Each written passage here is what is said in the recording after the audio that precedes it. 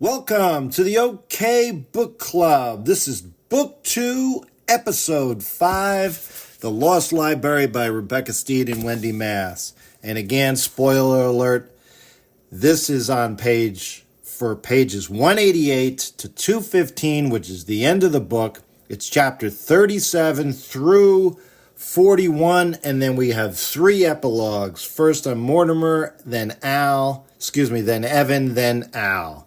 So you want to finish the book before you listen to this podcast. And as we get started, you won't hear Jasper. I guess you could hear him. But without going into too many details, because you don't want to hear these details, let's just say he's got an upset stomach, and he's showing all the symptoms, and now he doesn't want to eat. We go to the vet, and you know what? He actually is eating fine. But now, apparently, because he has an upset stomach, we got to change his diet, which he's finicky to begin with. So I didn't want to go. But nevertheless, all right, go to the vet, check him out. He's had this upset stomach for like a week. And of course, guess how much this upset stomach cost me? $253. So, again, you don't want to hear about Jasper. You want to hear about how this book is going to end. And we start in chapter 37.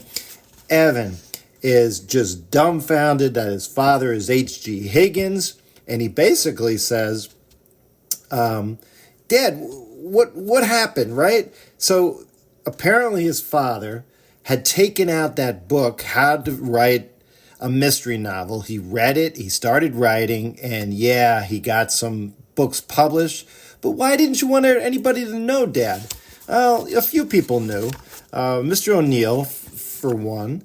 But, I don't know. Mostly, I just like to be private, son.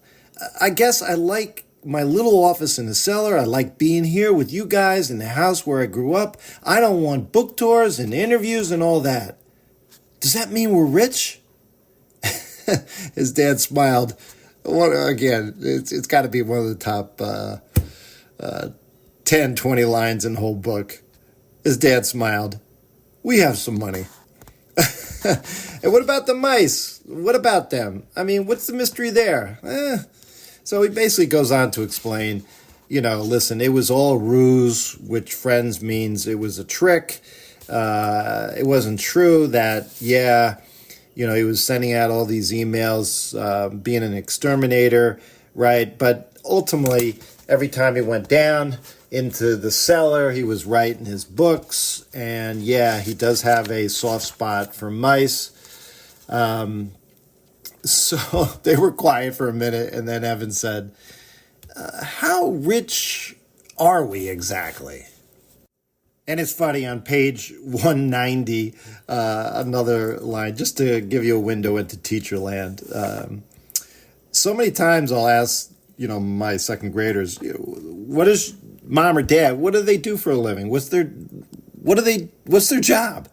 And a lot of them just throw up their hands and they have no idea. And I know a lot of people, which frankly frustrates me sometimes. You ask them what they do for a living and they'll just, they'll have a difficulty sometimes telling adults what exactly it is. But ultimately, on page 190, it says, so Evan's talking about this, but he says, who really actually thinks about the actual things their parents did for work? And that's so true. But I would just throw out this, if you're a parent listening, make sure your kids understand it. Get them excited about what you do for a living. It's important, and I can see that in my own life. As a teacher now, I'm a teacher. But for the longest time, right, my first career for the first 20 years was in insurance, and in my head, I didn't want to do what my dad did for a living. What was he? He was a professor. So all these years later, what am I? A teacher. And maybe I think if I had a better window into what he did, listen, ultimately you make your choices in life, and I wouldn't change a thing in my life, but nevertheless, I think ultimately, if I had been a teacher early on, there's so many different places I could have gone. But nevertheless, back to our story. There's a lull,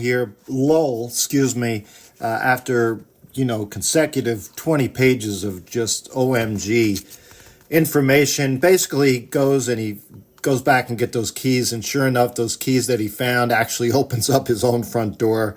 And he was thinking, oh, what about that other book, right? He took out 2 books. And what was that other book about? It was about a mouse. So as we wrap up chapter 37 on page 192, basically at this point, Evan is just feeling that, his dad deserved justice. His dad deserved to be able to talk to people in town without feeling like they were suspicious of him. So what is he thinking? Maybe the cat has some answers, but of course, the cat can't talk to him, right? Did the cat know something? So he was set. He said to himself, I'm going to go and ask the owner. So listen to this, chapter 38, Al. Again, one of the best chapters in the entire book. Listen to this. First paragraph. So here's the truth of it. The truth Miss Scoggin finally made me face. I am not a ghost. I never was a ghost. In fact, I am like anyone who is alive. We're going to go back to this clearly in our last retrospective episode, but what was the purpose? Come on, what is happening here, right? I did not die in the night of the fire, though I came close. Listen to this, friends. I remember collapsing in the library basement, my lungs full of smoke. I had shoved the cart through the basement door and then, by crawling, found Edward finally on the floor. He looked unconscious and I grabbed at his arms, preparing to drag him out. Instead, without meaning to, I joined him on the ground. And then somehow, Edward got me outside, saved me. And I'll read this verbatim. The end of this chapter, page 194, 195. I woke up on the sharp gravel in the cold night air. Edward was next to me, coughing and coughing. There were sirens, and a firefighter was running towards us. Is anyone inside? I told him, Miss Scoggin, Miss Scoggin.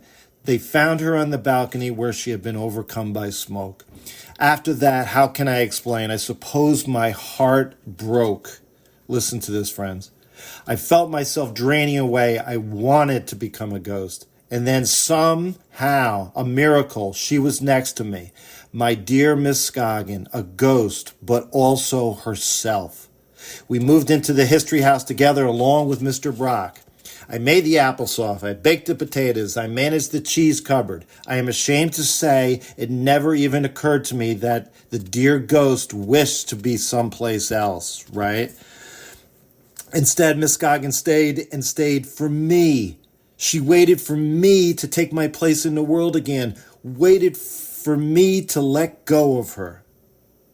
This, I believe, is similar to what mothers do. I never thanked her. I never thanked Mr. Brock, who waited for her. And 20 years is a very long time to wait for a trip to the movies. I never even thanked Edward for saving my life. Instead, listen to this, friends. Instead, I hid. I did my Monday errands with my head down, and if anybody spoke to me, I rushed in the other direction. But most people learned not to talk to me. No one tried anymore after a while. Not even the person who made me those tuna fish and pickle sandwiches every Wednesday. After the dear ghost left, I lay on the parlor floor with a big bump on my head and contemplating all of this. She's having flashbacks, my friends. And then for the second time in one day, I heard a knock on the door. What a great ending to this paragraph, but I'm sorry, we're going back to this. How can you be, quote, invisible, unquote, for 20 years? That doesn't happen. That's not realistic, right? She hid from everyone. No one talked to her. No one asked her about Evan. Why didn't you go back and tell Evan, everyone that Evan saved you?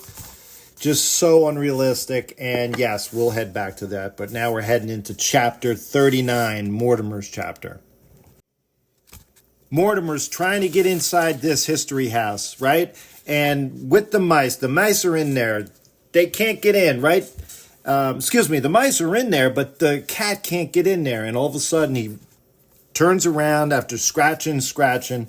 Why can't he get in there? Because Al is on the ground, and he turns around, and who is coming forward? Evan is there. Mortimer gets excited. Evan's going to open the door so Mortimer can get in there with his plan, whatever that is, with the mice. And then who is behind Evan but his father, right? Mortimer was ready. And at the end of the chapter, he says he would get to those matches before anything else could go wrong. Evan and his father had found the key, and they were opening the door. Chapter 40, the last chapter. After this, it's just epilogues. And the chapter is not on particular character, Mortimer, Evan, or Al. It's everyone. The only chapter that's like this, right? So they barge in, and what's going on? The mice were marching around in a little circle holding matchsticks in their mouth. Talk about everyone's mouth is open to the floor, just not understanding what's going on. And as the mice are doing this, the cat appeared to be supervising. Al at this point is getting up, and she says, unless I hit my head a little harder than I thought I did. She's just like looking at this. What is going on here? Al saved me, his father had said to Evan. It was why Evan had come back here. Al, right? And if this was the Al his dad talked about, maybe she would know what really happened on the night of the fire. Evan had come to ask her, but he obviously was going to have to wait, right? Because everyone is watching this little dance. In fact, it was more like a play. Slowly, Mortimer, the cat, raised a six-toed paw above his head and seemed for a moment that he was about to strike. Instead, he gave the air above the mice a vague swipe. The dear cat was acting.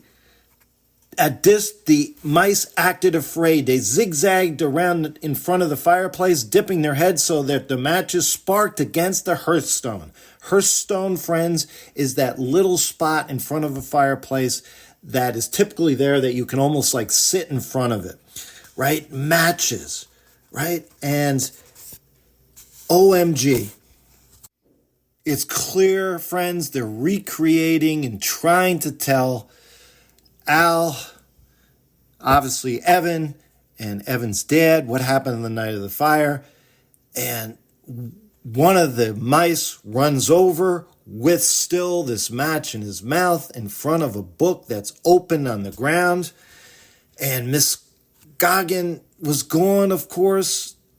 And Al is thinking this. That knowledge was still sinking in. The more Al absorbed this knowledge, the more she was sure she was going to cry. She's saying to herself, concentrate. She's trying to figure out what is all this going on. And of course, she's having flashbacks possibly. She's now understanding truly how this fire was started. The dear cat had begun to meow a lot. In fact, Mortimer was speaking. Here is what he said. My sister Petunia and I chased a poor mouse around that night in the library. We didn't know it had a matchstick in its mouth. We were just kittens. Then everything was on fire and we ran in different directions. The fire was my fault and also an accident. I am deeply sorry about it. I never saw Petunia again. The mice say she may be a monster in Granville who likes movies, and I am going to find out for myself. One more thing. I told the mice they could stay here for a while. They enjoy apples and cheese, and probably potatoes. Goodbye, and thanks for all the hugs. Mortimer wanted to write a beautiful goodbye poem to go with his speech, but there had not been any time. He knew that humans couldn't understand him, but he needed to say the words out loud anyway. It was an accident. I'm sorry. So sorry, his heart said. Nice speech, Flavia shouted him. Now point me to the apples. Please, Fred reminded her. Apples, please, said Flavia. In the moment of wonderful wonderful's the wrong word, in the moment of just heartbreaking news, suspenseful news, here we've got a little levity, which friends means a little laughter. And you need that. And I tell you what, it's just a great way to wrap up this book. It is true that Al, Edward, and Evan didn't understand a word Mortimer had said, but they understood the performance. Not every story needs words. I'm reading verbatim here.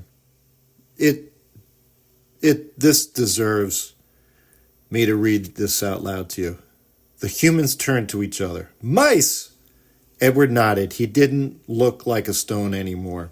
Mice, he said, and for the first time in many years they were able to look at each other. I never even thanked you, Al said. Thank me, Edward said. What for? For saving my life the night of the fire. I don't know how you did it. I found you curled up on the floor. You looked unconscious, to be honest, but then somehow you got me out. Edward shook his head. I didn't save your life. You saved mine. All I remember is collapsing on the floor and then waking up outside in the parking lot with you next to me. You must have dragged me out. At that moment, something fell from the ceiling and hit the ground between their feet. Al bent down to pick it up. It was a small plastic pin that read librarian. She looked at Edward. She looked at the ceiling.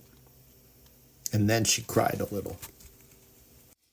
They quickly segue to the end of this chapter, and on the road home, Evan said to his dad, Dad, those mice and cats just really show us how the fire started. I think they did. I'm still processing it. Right? So at the end of the chapter, Evan agreed that, we have to tell the fire warden. He can open up the case, right? Slowly his dad nodded again. I think we can ask him to look into it, but we probably shouldn't, tell him about this cat and mouse play. That was just for us, I think, and for Al. Yeah. Evan said, he agreed. Maybe he'll tell Rafe and Mom, but they reached their house, and Evan just had one more question. Dad, are we kind of rich that we could maybe build a new library?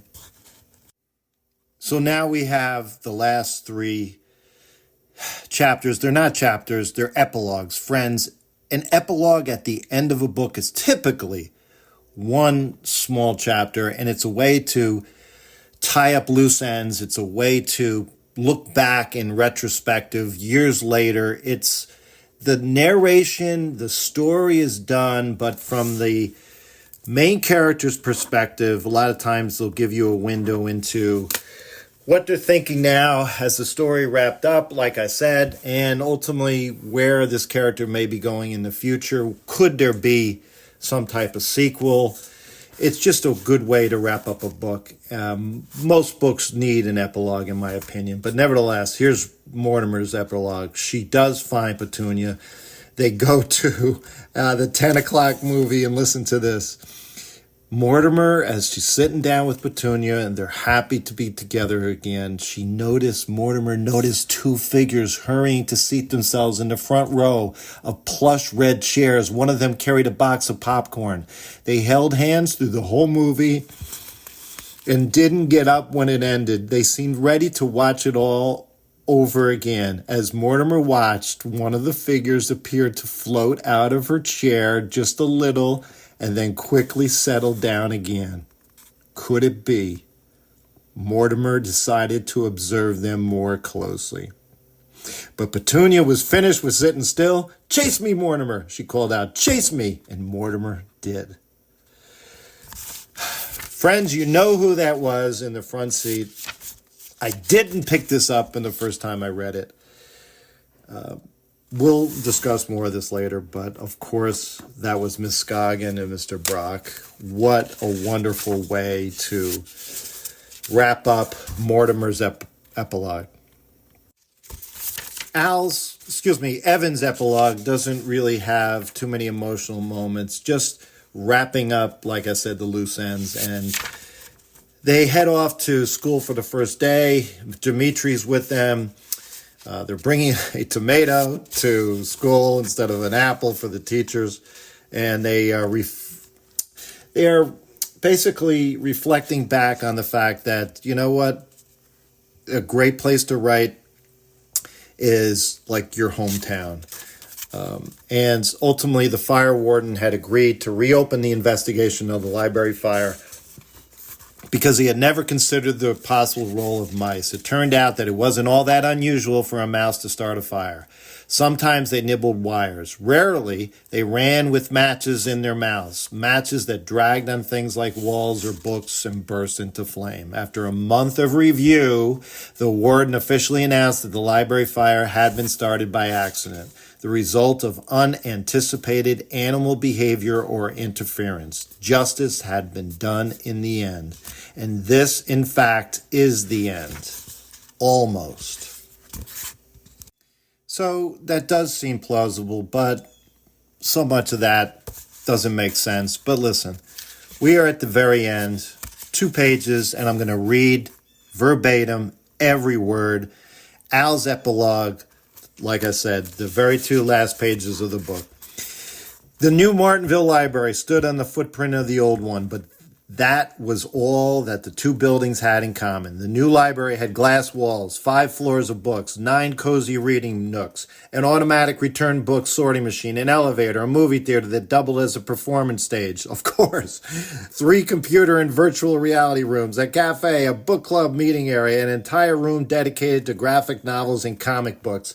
It's just like a 2025 awesome new library. I want to be there. From her glass-walled office on the 3rd floor, the librarian could see most of what was happening in her library at any given moment. Of course, Al is the librarian of this awesome new library. Not that she had many free moments. People, staff, patrons, friends were always knocking on her office door, despite the large sign she had taped up. Don't bother knocking, just come on in. Her intern, however, usually just stuck his head in. Hi. You ready? Al looked up from her computer where she had been making notes for the summer reading festival. Rafe, she said. Oh my gosh, is school over already? She put down the tuna and dill pickle sandwich she had been eating, of course. Edward, who had admitted that he'd left those sandwiches on her porch all those years, still insisted on making one for her every Wednesday. We're going to get back to that, friends. Rafe grinned at her. Al was sort of famous for losing track of time. It's almost 4 o'clock. Oh, she began to close all the documents on her screen, saving each one first. It had taken her a while to get the hang of computer things, but dear Edward's wife, Martina, we're learning her name for the first time, had been extremely patient with her. They'd become good friends in the past year. Martina, who was in charge of all the tech rooms in the library, especially enjoyed Al's odd habit of handing her a cup of tea and a slice of cheese most afternoons around 4 o'clock. Al stood up, adjusted her library pin, and picked up the neat stack of books that had been sitting on her desk beside a small carved wood mouse. She touched the mouse for luck, or maybe just out of affection, and looked expectantly at her intern. I've got everything set up, Rafe said. Extra floor cushions, like you said. Thank you, Rafe. Al glanced out the window to the green, where she saw a number of kids drifting from the elementary school towards the library, some of them talking and laughing, and others just thinking their private thoughts. I'm ready, she said. It was time for Wednesday Book Club. Perfect way to end this book. We have so much to talk about. Friends, please tune in for a retrospective final episode on the Lost Library where we're going to talk about an epilogue. This is Mr. Ok's epilogue that'll be coming towards you, coming for you. It'll probably be in a few days, but look for it in your favorite podcast player. This has been the OK Book Club, The Lost Library. And what a book this has been. Happy reading, my friends.